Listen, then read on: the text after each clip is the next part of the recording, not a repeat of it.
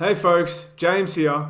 Beautiful spring is upon some of us, and so is the latest sew along from Sweet Pea.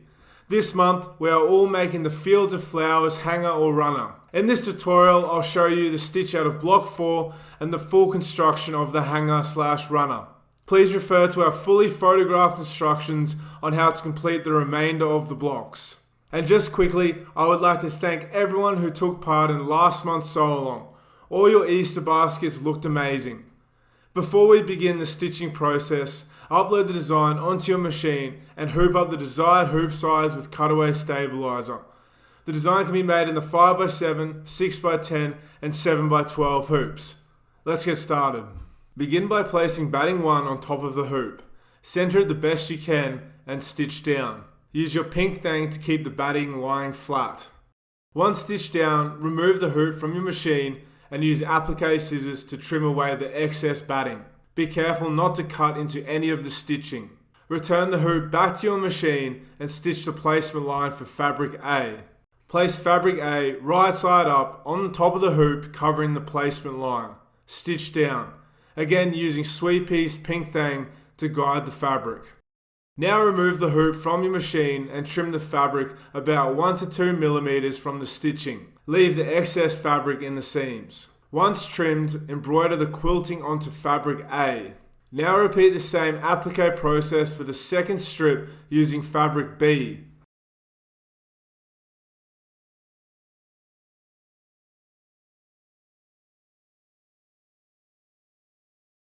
Trim and leave the excess fabric in the seams. Once trimmed, embroider the quilting onto the fabric B strip and begin the satin stitch along fabric A and B.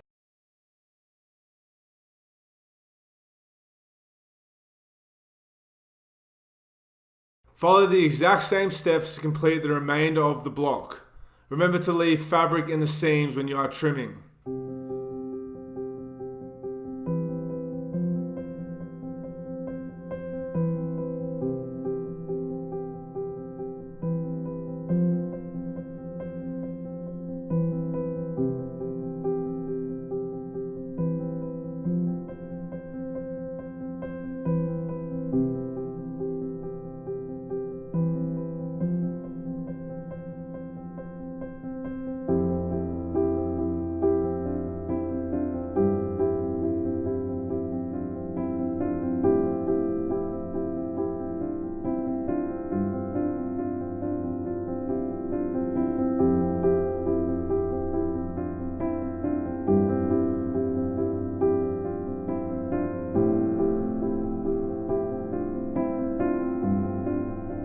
Once you have completed all the applique and embroidery, remove your block from the hoop.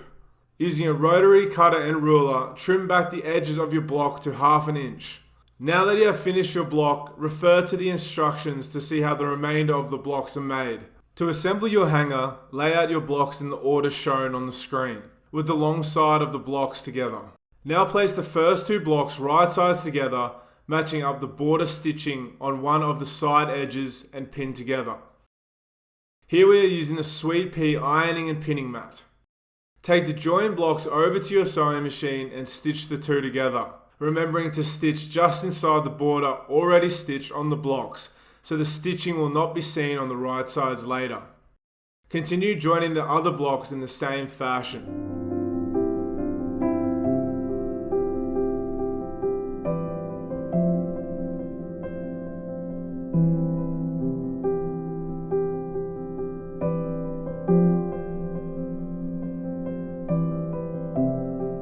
Once you have all the blocks joined, press open the seams with an iron. We also used our Sweet Pea ironing and pinning mat for this task. Now trim all the edges so they are straight. Fantastic work everyone. I bet all your projects are coming along nicely.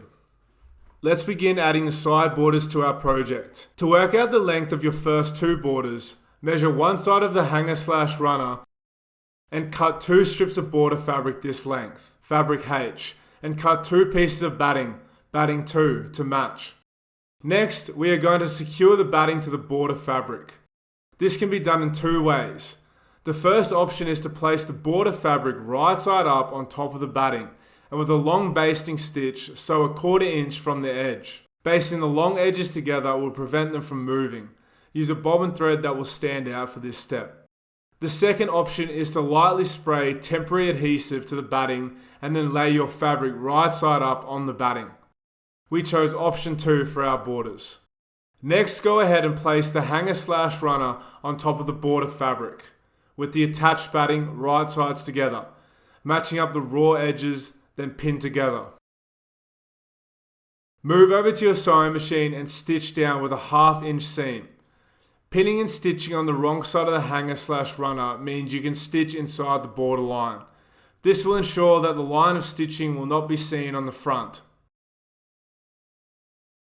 If you use basting stitches on your border, go ahead and remove them now. Trim back the batting from the seam allowance. Be careful not to cut the stitching. Then repeat the exact same steps for the opposite side of the hanger/runner. Once both side borders have been attached, open them up and give them a good press with the iron. This next step is optional, but we like to give our borders an edge or top stitch for a neat finish. Repeat on the other side. If needed, trim the borders to make them even. To add the end borders, measure one of the ends without a border. Include the new border width in your measurement. Cut 2 strips of border fabric this length, fabric I, and cut 2 pieces of batting to match, batting 3. Repeat the basting stitch method or use the temporary adhesive spray that we did for the first 2 borders. Place the hanger/runner on top of the border fabric with the attached batting, right sides together. Pin and stitch a 1/2 inch seam from the edge. If you use basting stitches on your borders, go ahead and remove them now. Trim back the batting from the seam allowance. Repeat for the opposite end of the hanger/runner. Press the seam towards the border.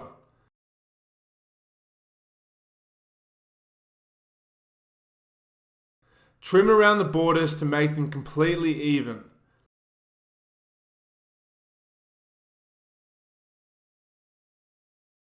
Edge or top stitch for a neat, flat finish. Beautiful.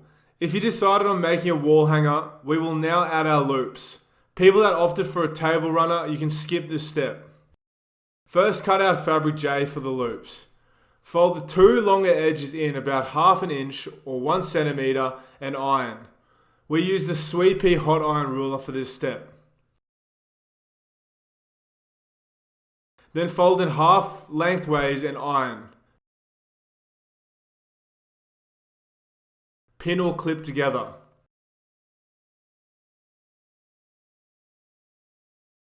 Next, sew the edges together with a 1/4 inch seam. Make sure the bobbin is the same color as your top thread. Make sure both the straps are even and trim them to the desired length. Fold in half and stay stitched together.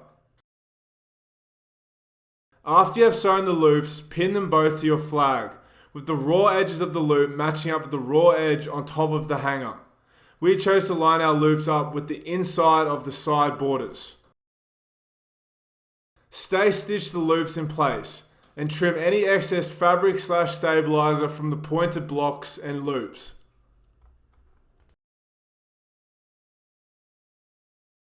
The final task to complete is adding the backing binding to our hanger/runner.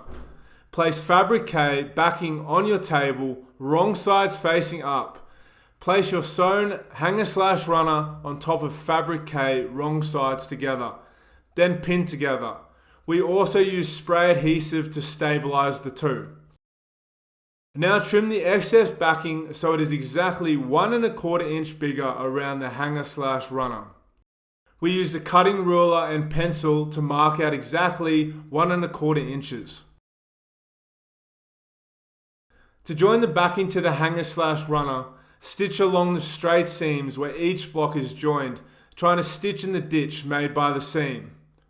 You can see in the video we are using our Sweet Pea jaws as a perfect quilt clips for space management while we sew the backing on.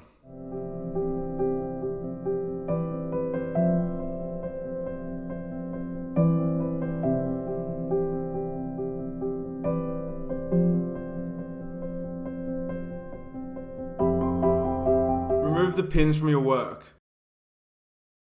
And starting on any side, fold the backing fabric in half and then fold in half again, making sure you fold it just over your seam stitching and then pin. Continue pinning your binding until you reach your first corner. When you get to the corner, try and make a nice mitered corner. Turn your binding in at the corner and continue folding the same way as you did for the first side of the binding. You can iron your folds as you go. If this helps with your mitered corners, fold a final time and pin the corner in place. Continue pinning right around the hanger/runner.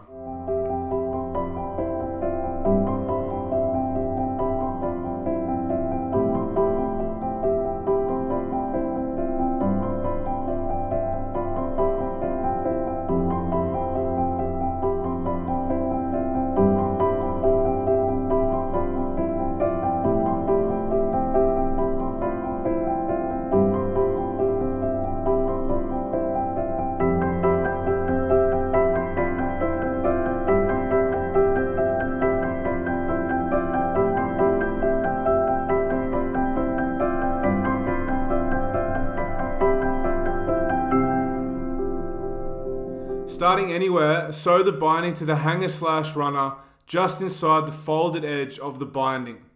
If you want, change your bobbin thread to match your backing. When you get to the corner, simply leave your needle down and lift the foot and rotate the hanger/runner. Put your foot down and continue stitching in this fashion until you're right around the hanger/runner.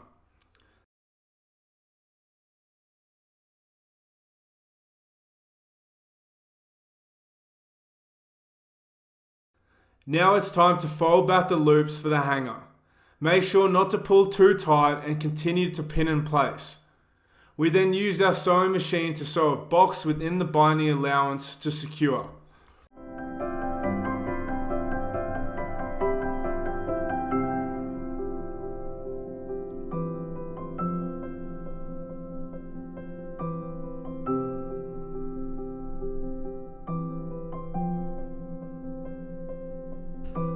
To finish off, give it a good press with the iron. And there you go, a completed Fields of Flowers hanger or runner from Sweet Pea. Thanks for watching. I hope you enjoyed this month's sew along, and remember to share all your fantastic projects on our Sweet Pea Facebook group. To find any of the products mentioned in this tutorial, go to sweetpea.com. That is swpea.com. See you next time.